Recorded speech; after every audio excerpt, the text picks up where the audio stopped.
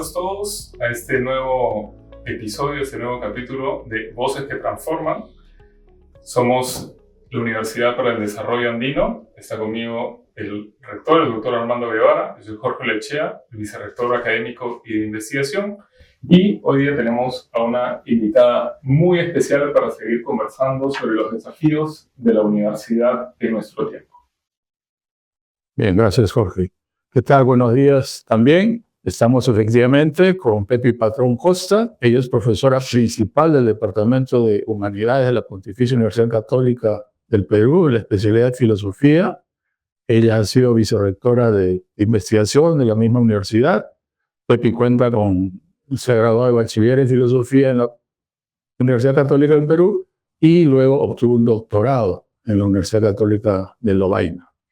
Yo quiero resaltar que como parte de su compromiso con la reflexión pública, ella no solo ha ejercido la cátedra y también ha investigado y escrito, sino que también ha sido presidenta de Transparencia y ha trabajado como consultora del Banco Mundial en el Paraguay y también como consultora en el Programa de Naciones Unidas para el Desarrollo. Ahora, lo importante en este caso es que como parte de esa experiencia, ella ha publicado artículos académicos, por ejemplo, en el campo de la deliberación democrática, sobre el enfoque de las capacidades, ¿no? A partir de Amartya Sen y cómo se puede aplicar eso en nuestras realidades, sobre justicia social y libertad, y sobre ética, género y política para el desarrollo humano. En esta ocasión, como dice Jorge, vamos a presentar algunas ideas y sobre todo un diálogo sobre cuáles son los retos y, bueno, cuál es la esperanza respecto a la universidad peruana. Pepi, adelante, por favor. Bueno, muchísimas gracias, Jorge. Armando, un gusto muy grande estar acá en la universidad con ustedes y con muchas ganas de conversar y pensar qué es lo que estamos viviendo en la universidad peruana y en el mundo en general en este momento, ¿no? Momentos complicados, por cierto, de muchas maneras. Sí. Si me permite, yo quería empezar con un encuadre histórico que es uno de mis tópicos favoritos sobre la universidad peruana, ¿no? Como dice el doctor Manuel Burga, al principio podríamos hablar de una universidad teológica, ¿no? Entre el siglo XVI y mediados del siglo XIX. Luego, gracias al presidente Pardo, se inicia un experimento de la Universidad Liberal, pero que se agota muy rápidamente hacia 1920, en donde el grito de Córdoba, de la Universidad de Córdoba, irrumpe una realidad como la peruana y trata de transformar esa universidad anquilosada que se denominaba colonial, pero no lo era, pero bueno, era parte de la reivindicación. Y luego tenemos esta vigencia, ¿no?, de la universidad fruto de ese grito de Córdoba entre 1920, en la década del 20 y hasta 1990, digamos, en donde se rescata la libertad de cátedra, el autogobierno, la autonomía universitaria, en fin, todas estas conquistas que eran naturales para pensar a una comunidad universitaria tratando de no solo pensar, sino de investigar en libertad. Ahora, a partir de 1996, me parece, cuando el gobierno de Alberto Fujimori logra promulgar esta ley que habilita la formación de universidades privadas de corte societario. Entonces, hoy lo que tenemos es un modelo, digamos, con tres cabezas, ¿no? La universidad pública, la universidad asociativa y la universidad societaria. Entonces, es realmente un rompecabezas tratar de calzar todos los fines y objetivos de estas diferentes formas de organización en un solo ideal. Por eso la primera, digamos, cuestión que yo tendría para ti es, ¿cómo ves tú los fines de la universidad hoy en el Perú, considerando que tenemos estos tres modelos? Bueno, es una pregunta, gracias Armando, complicada, pero importantísima, ¿no? Es decir, realmente con la ley que se aprobó en los tiempos de Fujimori y se permitió a las universidades que tuvieran sociedades con fines de lucro, ¿no? Entonces tenemos esa tríada de universidad del Estado, universidad sin fines de lucro, como es el caso donde yo trabajo, la Universidad Católica, y la Universidad Negocio, digamos, ¿no? Que tampoco es que sea un delito, pero es otra manera de entender la educación. Entonces yo creo que tenemos problemas, por ejemplo, en temas de investigación. Como una universidad cuya razón de ser es ganar dinero, por lo cual es legítimo, cómo promueves investigación en áreas que no son rentables, cómo promueves carreras que tampoco son rentables ni están a la moda. Entonces, es un problema. Nosotros como Universidad Católica incluso tenemos problemas porque, siendo que somos sin fines de lucro claramente, nos están investigando todo el tiempo a ver si de verdad, por ejemplo, con los ingresos que nos genera, por decir, Plaza San Miguel, que es propiedad nuestra, si esa plata de verdad se invierte solo en cuestiones educativas. Entonces, no es solo que hay que mantener la diferencia, sino que también tienes una cierta presión del Estado para demostrar que nadie se está enriqueciendo y que realmente, cuál es verdad, un trabajo de hace 40 años, todo lo que la universidad gana lo invierte en la universidad. Entonces, es un problema serio. Uno, yo he enseñado en San Marcos también algún tiempo, la debilidad ahorita de la universidad pública, ¿no es cierto?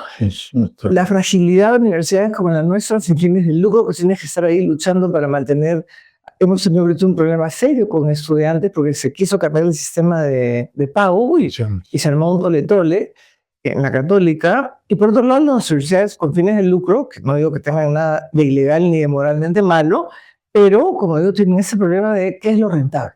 Si el criterio de la educación superior en un país como el nuestro es la rentabilidad, entonces van a desaparecer las humanidades, van a desaparecer las carreras que no resultan rentables en términos económicos, financieros, ¿no? Entonces, estamos en un problema serio en este momento en relación con la educación superior. Me parece importante poder conversar. Ustedes que trabajan en una universidad al interior del país, me parece que la dirigen además, me parece importante tener esas conversaciones para entender y ver qué proponer desde la propia comunidad universitaria, ¿no? Entonces creo que tenemos retos muy importantes delante de nosotros, ¿no? Sí. Pero yo voy a insistir. Ya mencionaste, yo tenía anotado un par de cosas, ya se acaban de mencionar. Porque quiere decir que parte de los fundamentales, de estos desafíos fundamentales, y comienzo con una que además en la cual tú tienes experiencia, porque tú eres directora de investigación, la primera mujer, además, directora de investigación en la Católica. Y claro, tenemos por un lado la situación país de Armando, donde los retos que tenemos no son solo los educativos, los retos sociales, los políticos, retos, muchos niveles. Sin duda. Y por otro lado también tenemos los desafíos del mundo, que no somos ni como país ni como universidad en este país, somos ajenos a lo que está ocurriendo porque vivimos cada vez más interconectado, globalizado y artificial en muchos sentidos. ¿Cómo dirías, o sea, cómo es desde este lado, ¿no? ¿Qué desafíos o incluso te diría cómo te sientes incluso en ante esta situación? ¿Cómo ves que la investigación ha mejorado? Tiene nuevas oportunidades, pero tiene desafíos distintos. Es decir, yo sé que no es blanco y negro, vamos a esto, pero ¿cómo lo ves? ¿Cómo vives eso? Uy, ese es un tremendo tema, de verdad. Y voy a hablar con absoluta franqueza y con cero diplomacia, ni siquiera en lo que a mi institución concierne. ¿Sí? Bueno, la filosofía te da esa ventaja de realmente decir lo que piensas. La experiencia de haber sido vicerrector de administración y de montar el vicerrectorado fue una experiencia extraordinaria. Y tuve el apoyo enorme de un equipo rectoral fantástico con luz verde y dinero para arrancar esto, ¿no? Entonces, la idea era promover la investigación en todos los campos. Y eso va de las humanidades a las ciencias de la gestión, pasando por la ingeniería electromecánica y la robótica, ¿no es cierto? La universidad es todo eso, ¿no? Entonces, sí, se hizo una política muy amplia de apoyo a la investigación en todas las áreas. E incluso fue bien interesante el proceso porque fue colectivo, con todos los jefes de departamento, jefes y jefas todo el tiempo, para distinguir por áreas. Entonces, por ejemplo, un libro en Derecho o Humanidades vale tanto, en mi opinión, debe valer tanto como un artículo Scopus en Ingeniería Electrónica, ¿ya? Y lo mantuvimos así, tratamos de que se pudiera comprender, o sea, cada uno tiene su área. Entonces yo ponía ejemplos, creo que no voy a cometer una infidencia, libros como Gonzalo Portocarrero, o Marcel Rubio en Derecho. Claro. Son libros que han influido en todo el país, nos han ayudado a entenderlo, han ayudado a los chicos. Me acuerdo cuando yo viajaba con Marcial, veía a todos los chicos que hacían su cola con la fotocopia ilegal del libro y Marcial firmándola, ¿no? porque esos libros cumplen una función en el país. Entonces, ¿por qué un libro entero de un Rubio o de un Gonzalo Portocarrero va a valer menos que un artículo de 15 páginas en Scopus? Y ese es nuestro mundo contemporáneo, ¿no es cierto? Eso es lo que está pasando y está pasando. Ahorita, en mi propia universidad, y debe ser también en muchos en el mundo, un artículo en una de esas revistas famosas indexadas vale 4 veces más como premio que un capítulo de un libro del propio fondo editorial. Entonces tú dices, oye, y estoy criticando a mi propia institución, con todo respeto y cariño, 40 años ahí, pero eso es lo que está pasando en el mundo. Entonces se está debilitando áreas del conocimiento porque no son rentables, porque no publican en las revistas indexadas. Creo que ese es un reto muy grande. Yo sé que ya hay países, Alemania, por ejemplo, se está retirando, varios, ¿no? Pero estamos hablando todavía de una élite europea que puede darse ese lujo, ¿no? Pero entonces creo que hay retos muy grandes para la universidad, para la investigación, y ahora ya ni se diga con la IA, porque en la universidad, por lo menos muchos de nosotros y nosotras estamos volviendo al examen con papel y lápiz, y los chicos se indignan porque tachan todo, porque ya no saben escribir a mano, ¿no es cierto? ¿Y cómo mandas a hacer una monografía si todavía no tenemos algo, un aparato, un sistema que detecte, como teníamos el Turnitin para las tesis, ¿no? Todavía no tenemos eso, entonces asumimos el riesgo de que un trabajo bien entregado es un trabajo. Entonces, eso está pasando con la universidad en el Perú y en el mundo, ¿no? Los retos del empuje de estas ciencias y ahora la IA, que hasta al Papa le preocupa, ¿no es cierto? Digo, hasta con todo respeto, ¿no? Entonces, son retos para la educación superior muy grandes. Y estamos en medio de esa crisis, ¿no? Ahorita en el mundo entero, yo sé que han cerrado humanidades, por ejemplo, en Finlandia. Ah, sí. Y han cerrado la Universidad de Kent, todo el área de historia y humanidades. Entonces,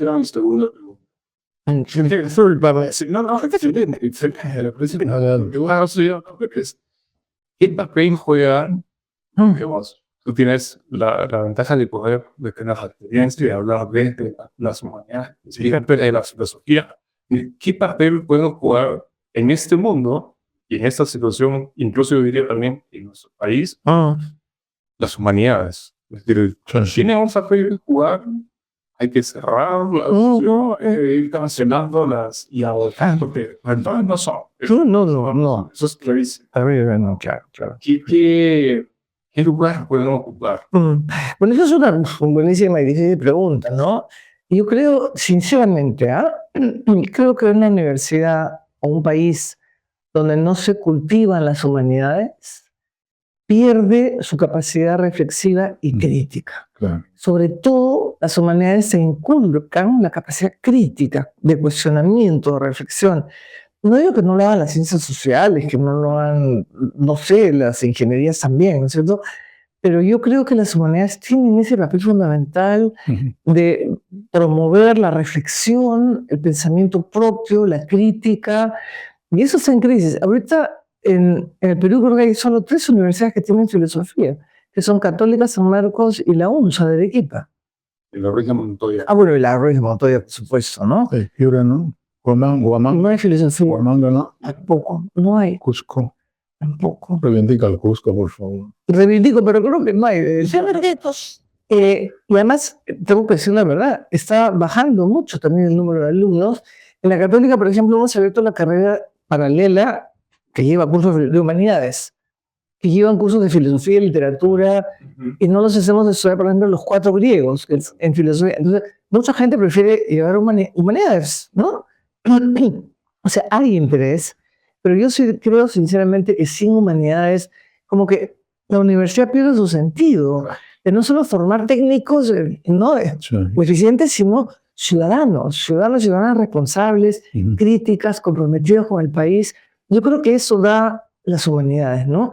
Por eso yo le tengo tanto cariño, espero no adelantarme a las preguntas, a los estudios generales, ¿no?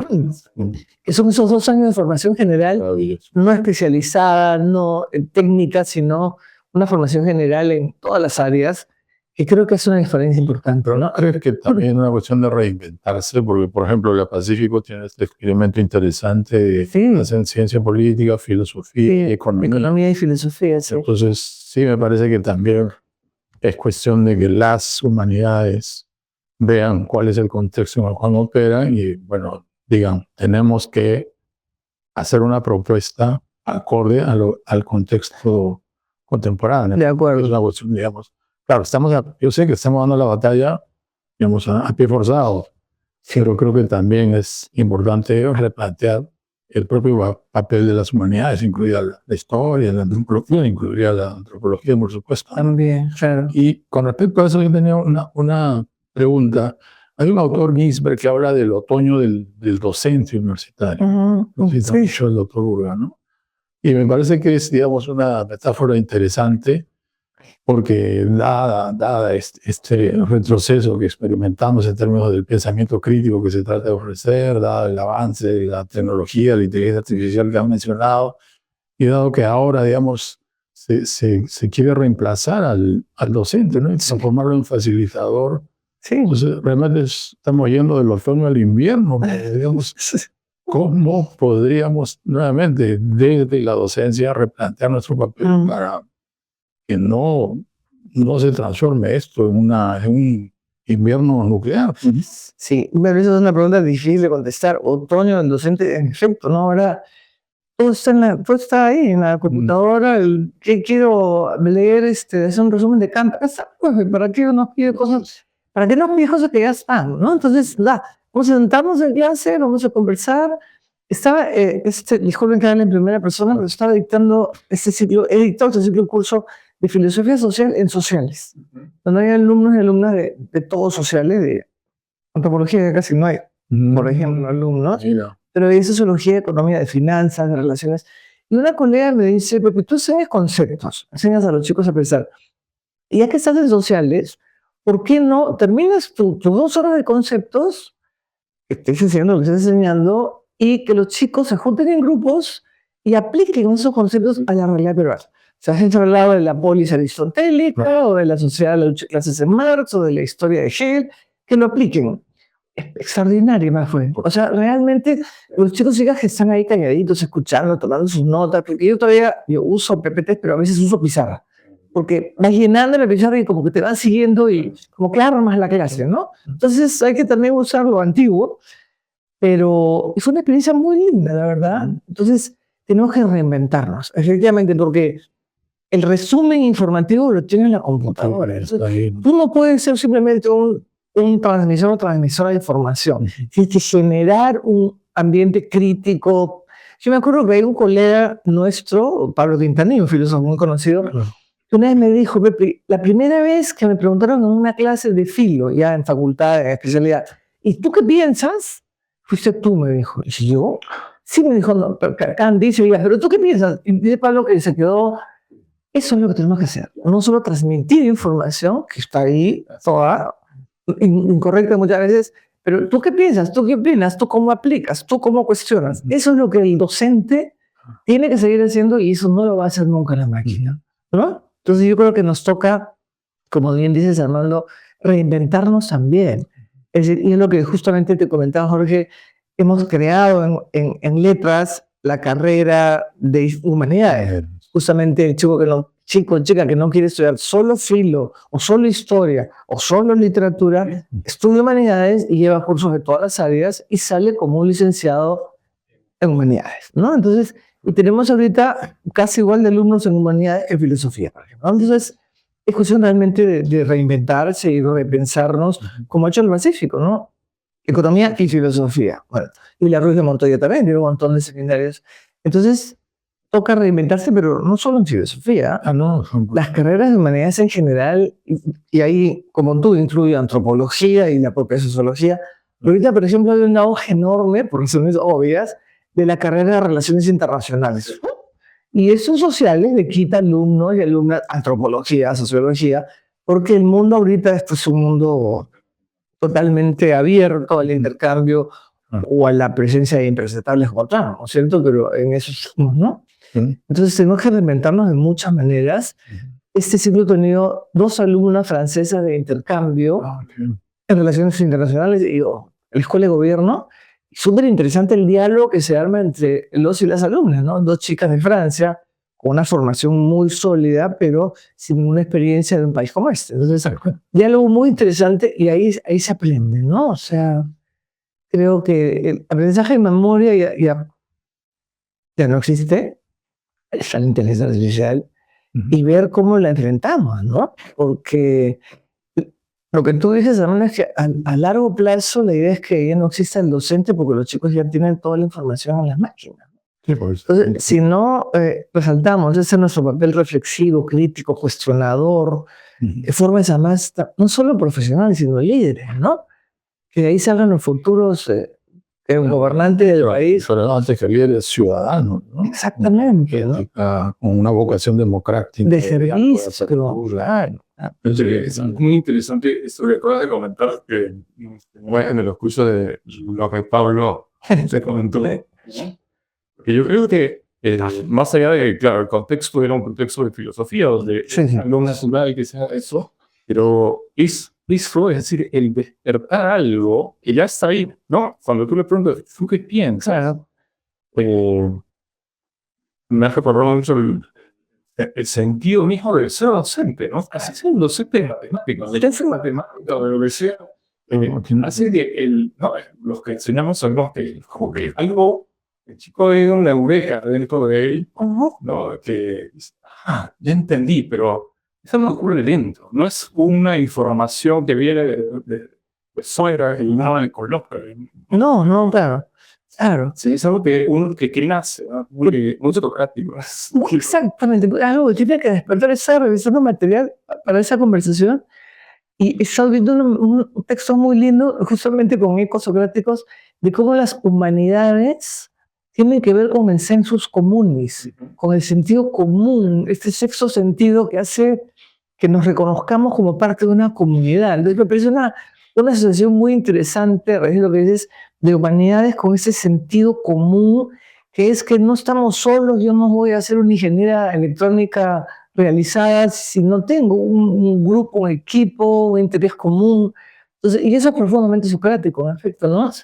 Y eso es lo que hace el docente, debería hacer él o la docente, es despertar en el alumno esa curiosidad, es el sentido común que te permite algo que suena muy lugar común, puedes ponerte en el lugar del otro, ponerte en el lugar de la otra persona que piensa distinto, que es humana igual que tú, pero que piensa distinto, o que no habla bien castellano, que habla quechua o aymara, pero que es tan humana como tú. Entonces, eso nos toca a los docentes despertar en los alumnos, ¿no? Esa posibilidad de ponerte en el lugar del otro, de saber que eres miembro de una humanidad, que somos todos iguales y distintos, mujeres, hombres, racial, étnicos, pero finalmente humanos, ¿no? Entonces, esa es una tarea, y hay que conversarla mucho también entre colegas, ¿ah? Porque yo tengo una colega que enseña lógica, y es lo más crítico del planeta, y sus alumnos y alumnas sienten que están aprendiendo no la fórmula, sino cómo pensar, ¿no?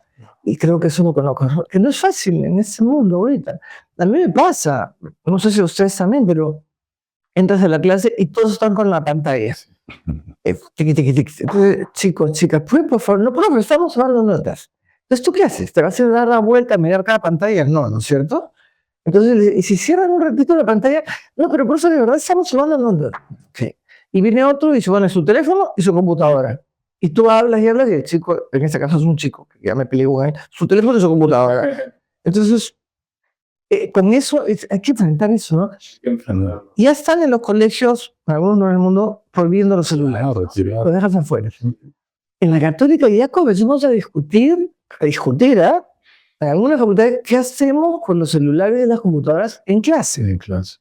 Porque es verdad que ahora hemos, ¿cómo se dice? Implementado aulas, porque hay estudiantes que solo quieren dar examen en computadora, porque no saben escribir.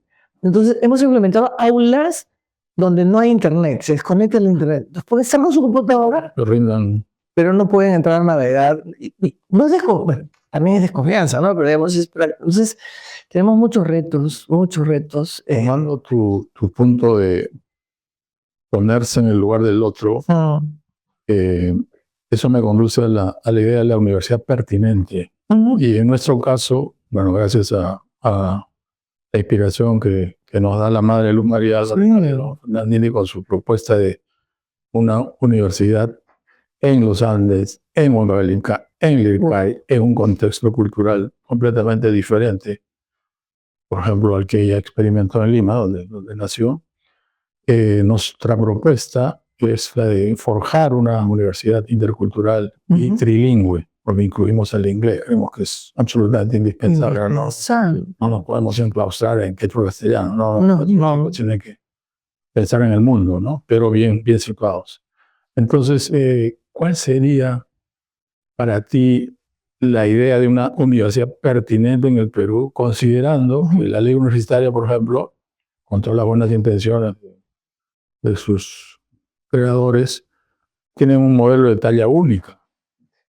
Además, fue inspirado en la Universidad Católica, como sabemos, ¿no? Sí. Pero yo puedo pensar tranquilamente que podemos tener universidades que no enfaticen la investigación, que enfaticen la docencia, como existe en otros países, en los colleges norteamericanos. Tener universidades interculturales, tener universidades regionales, tener universidades metropolitanas, en fin, experimentar con responsabilidad, como dice el doctor, nuevamente cito a Manuel Burga, ¿no? Entonces, ¿cuál sería para ti esa posibilidad de pensar en una universidad pertinente en ese país tan diverso, tan heterogéneo, con tantas fallas estructurales además, ¿no? Porque nosotros, como parte de nuestra preocupación, no solo pensamos en el problema de la interculturalidad y el trilingüismo, sino pensamos, por ejemplo, en la nutrición. Claro. No es lo mismo, ¿no?, tener alumnos de clase media que alumnos que tienen carencias nutricionales, ¿no? Entonces, repito mi pregunta, ¿no? ¿Cuál sería para ti esta idea o prefiguración de una universidad pertinente en el Perú? Bueno, me parece una pregunta, valga la redundancia, muy pertinente, porque creo, en efecto, que tenemos que vivir con el hecho de que es un país diverso. El trabajo que hacen ustedes a nivel intercultural me parece fantástico y lo respeto y lo digo muy sinceramente. Es decir, una universidad como la de ustedes, donde se plantea la posibilidad de español, quechua e inglés, me parece estupendo. Es decir, no puedes renunciar a tu lengua materna, a tu origen, pero tampoco puedes aislarte del mundo, ¿no es cierto? Entonces, un estudiante o un estudiante que no sabe inglés no va a poder postular ninguna beca, ni siquiera la beca de 18, que ya no existe, dicho se pasa, pero en fin. Entonces, creo que una universidad pertinente es una universidad que se adecúa a la realidad en la que funciona. Y si estamos hablando de un país que tiene en este momento 40% de niños con anemia, es una universidad que tiene que enfrentar que también es bueno tener, por ejemplo, un menú al alcance de todo el mundo, porque eso es parte de la realidad del país. Entonces, yo creo que esta noción de pertinencia otra vez tiene que ver con esta humanidad que es al mismo tiempo una humanidad local que habla su lengua y es al mismo tiempo el cosmopolités, el ciudadano del mundo. Porque queremos que el chico de Lircay o la chica de Lircay también pudiera hacer un doctorado en la Sorbona en Francia, ¿no es cierto? Y seguramente va a llegar y va a tener una afinidad generacional enorme, porque es así ahora, ¿no es cierto? Entonces, esa mezcla, ¿no?, de ciudadano originario quechohablante con un cosmopolita, es un ciudadano del mundo, es justamente lo que las humanidades te permiten no descuidar, ¿no es cierto? Respetar lo particular, pero asumiendo que somos parte de un género humano, una especie humana que tiene en común muchas cosas, desde la capacidad del lenguaje hasta la inteligencia, pasando por la corporeidad. Entonces, yo creo que esa idea de pertinencia me parece realmente importante, ¿no?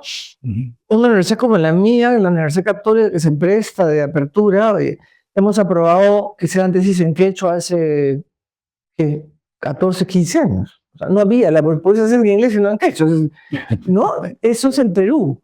Entonces, lo que ustedes hacen, por eso me parece notable. O sea, quechua, castellano, pero inglés también, porque también quiere formar ciudadanos del mundo, ¿no? Entonces, eso es nuestro mundo actual.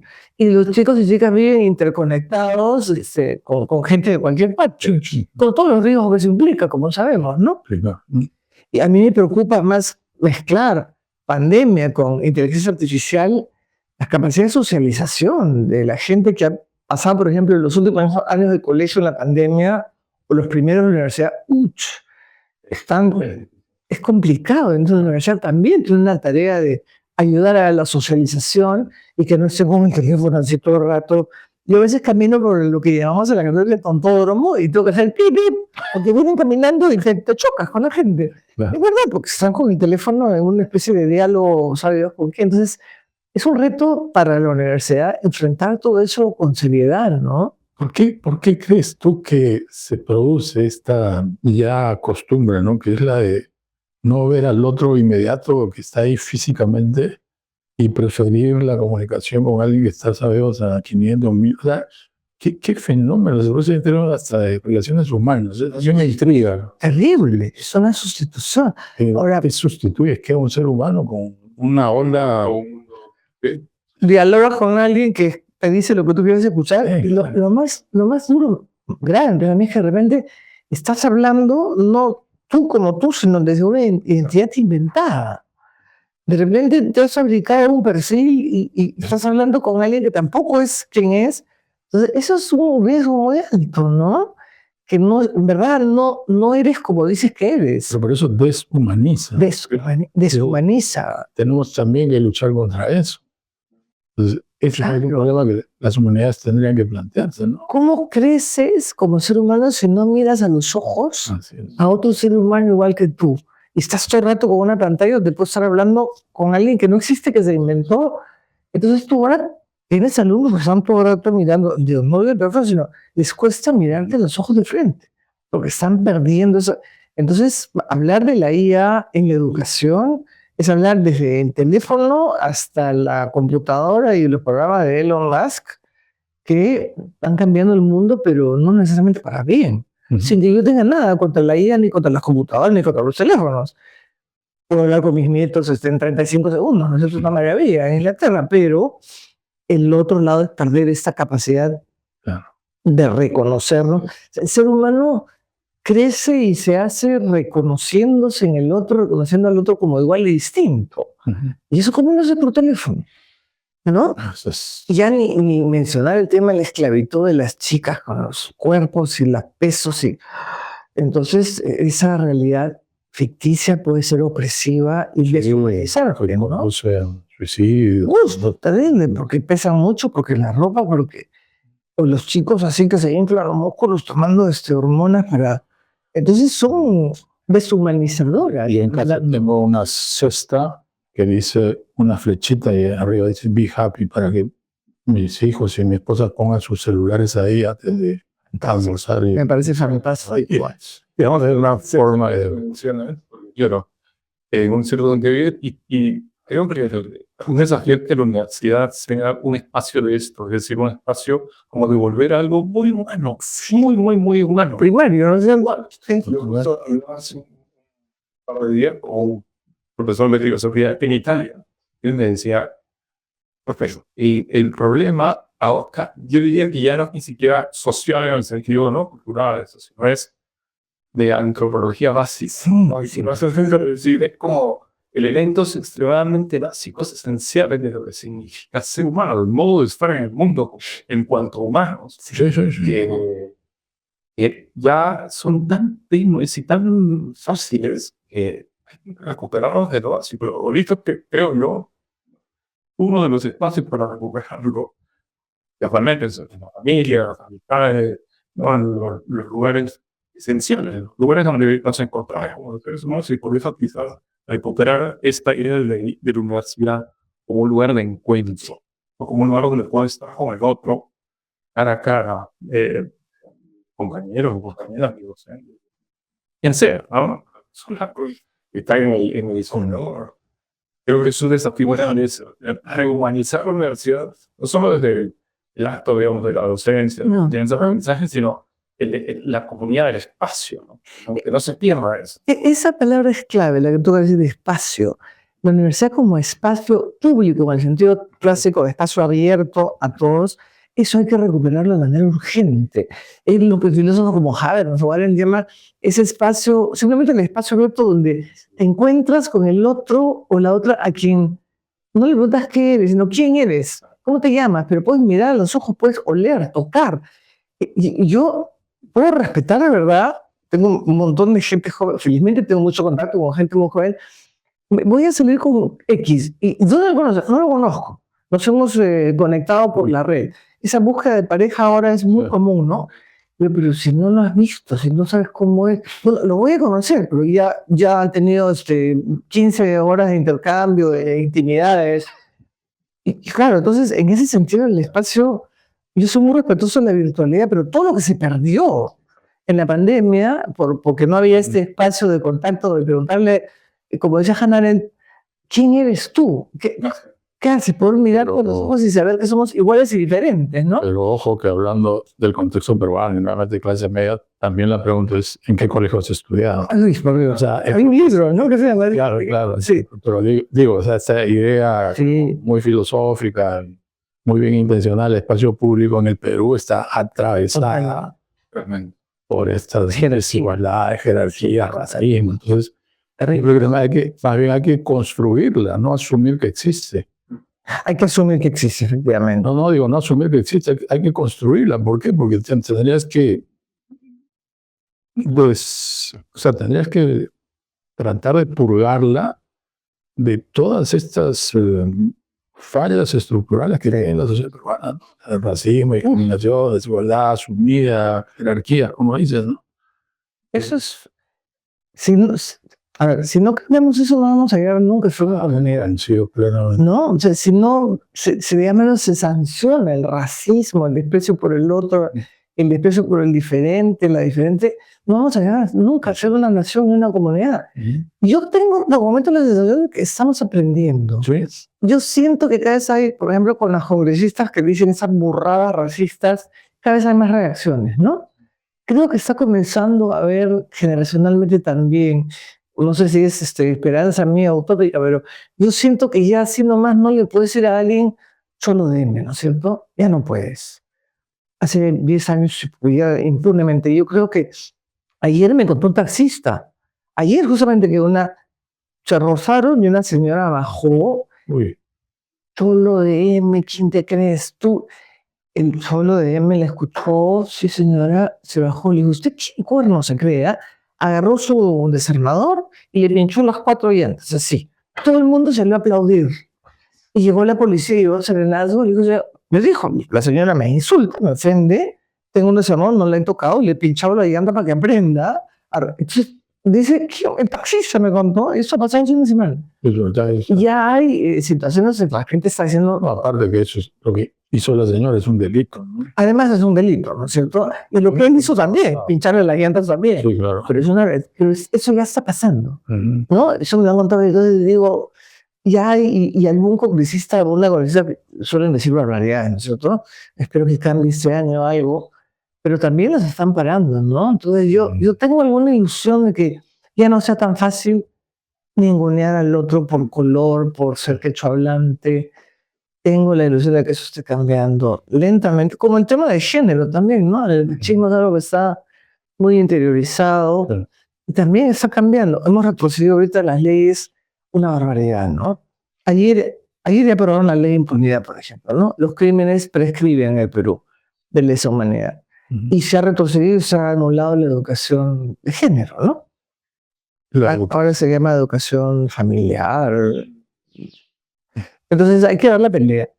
Pero creo que hay temas que ya no se pueden dar por sentados, como que el quechohablante es ignorante, o el cholo es bruto, o la mujer es menos inteligente que el varón. Creo que ya hay... Bueno, recuerda que hemos tenido, creo que en ese momento era el primer ministro, no presidente, que decía que los serranos éramos hipóxicos, ¿no? Sí, claro. Es impresionante. O que no había que, hablando de la consulta, que no debía libre informar, que no se podía consultar a las llamas. Sí. Eso lo dijo otro político, ¿no? O sea, sí, claro. Cosas absolutamente chocantes. Y que puedan decirlo, ¿no? Y yo creo que, bueno, no sé, ahorita la derecha está irrumpiendo en el mundo entero, también la ultraderecha, que puede significar un retroceso. Yo he escuchado ayer, he leído al presidente de Estados Unidos decir que el pueblo de Irán es violento, bruto y salvaje. ¿El presidente Trump? Trump ha dicho esas 3 palabras: violento, bruto y salvaje. Tú puedes discrepar absolutamente de las culturas ajenas, pero menospreciar. Entonces, ese discurso genera felizmente reacciones, ¿no? Mm. Y en el Perú yo tengo la ilusión de que eso esté pasando cada vez más. Pero ahora, perdón. Sí, ahora estaba pensando en, bueno, cómo construimos o reconstruimos este espacio que permita que esa comunidad universitaria delibere, se reconozca y, digamos, apunte mejores formas de convivencia, se aprenda a ser ciudadano. Pero ¿cómo lo hacemos en un mundo de posverdades, de relativismos, en fin, de esta tribalización, como dicen algunos teóricos? Esa es una pregunta muy difícil de contestar porque a mí el concepto de posverdad me pone un poco nervioso, te confieso, porque es como si hubiese habido verdad antes y eso es totalmente discutible, ¿no? Entonces acabó la verdad ahora Bueno, ustedes los filósofos amaban la verdad, ¿no? Bueno, por lo menos es Lo seguimos amando como un horizonte. como horizontes. Es amor al saber, no te enseño a saber, te enseño a que te guste saber, a que te guste preguntar, ¿no? Entonces, yo sí soy particularmente muy crítica por los riesgos que implica el relativismo, ¿no? Ese relativismo que en verdad hay que respetar la diferencia, obviamente, pero no puedes renunciar, y yo creo, a tener algún criterio normativo del cual decir, eso está mal. Mínimo criterio normativo, por ejemplo, creer en la igualdad humana. Si tú crees en la igualdad humana, puedes decir, entonces, puedo criticar el racismo. Entonces tienes que tener algún lugar donde pararte para poder, exactamente, ¿no? Y eso es lo que a mí me preocupa del discurso posverdad, relativismo, porque no puedes ser relativista, tienes que poder decir eso está mal. Y para poder decir eso está mal, para poder enseñar a tus alumnos a criticar, no puedes decirles todo lo mismo. Así, todo vale, ¿no? No puede ser. Entonces, yo creo, pero eso es muy discutible, yo lo sé, buscar ciertos suelos normativos. Y hay ahora una corriente filosófica que habla, que yo respeto mucho, la teoría crítica, que habla, estoy citando de verdad, una normatividad no normativa. Wow. Y le digo, ya, pues no me compliquen la vida tanto. Es que no es normativa porque es una normatividad que sale de dentro, no que viene de ya. Y así no importa. Pero tiene que haber un lugar, y ese es el lugar que nos corresponde a los profesores, despertar en los alumnos, ¿no? Desde dónde decir, esto está mal. Y eso se puede perder mucho con esos discursos relativistas y postmodernos, ¿no? Claro, pero por eso te digo, ¿cómo podemos pensar en este sentido de comunidad universitaria, de sociedad nacional, si cada vez la gente está más introyectada, digamos, en esas pequeñas comunidades que más bien se define por exclusión, ¿no? Claro, yo estaba leyendo un autor de origen ganés, Appiah, Kwame Anthony Appiah, que es ganés, formado en Inglaterra, de padre inglés, estudió en Estados Unidos y es gay. O sea, tiene todas las minorías juntas. Es un gran teórico del cosmopolitismo, que es a la vez estas dos cosas, ¿no? La pertenencia a una comunidad y la igualdad de todos. Y tiene una frase maravillosa que la ha sacado de no sé quién.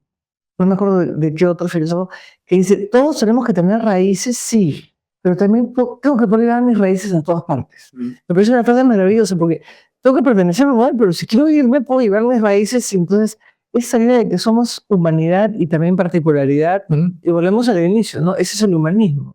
Somos una humanidad, pero también una particularidad, pero eso no implica no respetar al otro en su igualdad, ¿no? Humana. Esa es la tensión que tenemos que no abandonar, ¿no? O sea, no meternos en la universalidad del humanismo ni en la particularidad de la cultura, sino la tensión entre ambos. Somos humanidad y somos particularidad, ¿no? Claro, esa intersección es lo que nos hace. Siempre, eso es. Exacto. Excelente. Bueno, yo puedo seguir haciéndote preguntas porque me encanta escuchar, además genera más... Sí. Bueno, solo una última con respecto al posthumanismo. Otro post. Porque a mí ya... Sí. Pero digamos, ¿cuál es tu posición al respecto y cómo se puede incorporar a la reflexión filosófica, ¿no? Mira, como hablamos de la posverdad, hay todo esto de los escritos de Timbo, no me acuerdo de qué libro, la posmodernidad, la posverdad, el poshumanismo, me parece un poco fórmulas. Es cierto que el humanismo tradicional tiene límites, que la noción de verdad tiene límites, que la modernidad tiene límites, Pero no es que vas a hacer un post porque Lyotard escribió su libro, muy respetable, por cierto, muy comprometido, pero no puedes andar declarando el final de las cosas como si comenzaras desde cero, de la ¿no? historia y todo eso. Claro, la poshistoria, a mí no me gustan esas fórmulas, te confieso. Sí creo que hay que ser muy crítico y crítica respecto de la tradición, de lo establecido, del humanismo clásico, de la monarquía. Pero sí que estamos en la época post todo, ahorita salen con la postdemocracia y qué hacemos, ¿no es cierto? Mencionamos Entonces, claro, sonamos. Y realmente Trump sale ahorita porque ya estamos en la era postdemocrática también, ¿verdad? Postcapitalismo. hay uno que habla del tecnofeudalismo, ¿no? Sí.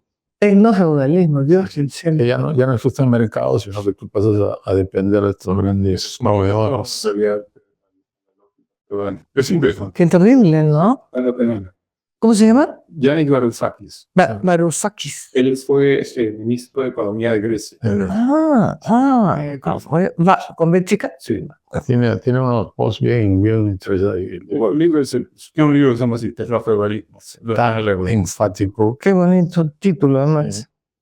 Pero sí, pues estamos en tiempos de cambio, claramente. Creo que la inteligencia artificial está generando, además tú lo ves en las universidades en temas de carreras que supuestamente generaban empleo antes. Y ya no, porque hay un montón de empleos que están siendo reemplazados por la IA, ¿no? Entonces hay que repensarlo de muchas maneras. Sí, abogados jóvenes, contadores, productores de imágenes. Todo eso lo reemplaza la IA. O sea, Pero para terminar con una nota más positiva con respecto a ustedes, he leído que estas grandes corporaciones dedicadas a la IA están empleando filósofos. sí. Justamente por esta cuestión del pensamiento crítico y la capacidad de formular preguntas. Sí, yo también he leído eso. En muchos lugares. Y una cosa, digamos, más allá de las corporaciones, a este lugar siempre, porque los hablan. Yo encuentro que en algunos espacios en los cuales se dedican a manipulados a ciencia, tecnología, parte de las personas mismas que se dedican a eso, hay un interés genuino por las filosofías, por el pensamiento, es decir, hay como un... nos estamos convirtiendo en un bien escaso. Sí, hasta exótico, ¿no? Sí, que por lo tanto, pero está esencial para el ser humano. Creo que sí. Gran pregunta. Y sí, esa es la clave. Yo creo mientras a nuevas generaciones les sigan enseñando que hay que preguntar y no paporretear y no aprender fórmulas, vamos a seguir con esperanza, ¿no? Pero si no preguntas, nada. Entonces el gusto por la pregunta, la curiosidad y no la repetición, el aprendizaje, la memoria y la fórmula, ahí hay que poner el acento de nuestras universidades. Sí, la curiosidad intelectual es un... Sí, es un valor. Sumo de información. Así es. Sino la búsqueda de la verdad o el conocimiento. Eso es la pregunta. Te pedimos un mensaje de esperanza, por favor, para despedirnos. Bueno, nada, que la educación superior tiene que ser un gran instrumento de cambio, ¿no? La universidad y las humanidades a las que defiendo de manera cerrada tienen la tarea siempre abierta de enseñar la reflexión, el pensamiento crítico, la pregunta, la duda. Y esa es la tarea de nuestras universidades, sobre todo un país como nuestro, partido, quebrado, y la universidad no puede renunciar a esta vocación de enseñar a la gente joven a cuestionar, a dudar, a preguntar y a proponer también. No sumergirte en la duda eterna, sino preguntar para poder cuestionar y proponer. No creo que esa es nuestra tarea como universidad, y lo están haciendo ustedes muy bien con esta figura intercultural, me parece fantástica en este país, ¿no? De verdad los felicito. Muchas gracias, muy amable.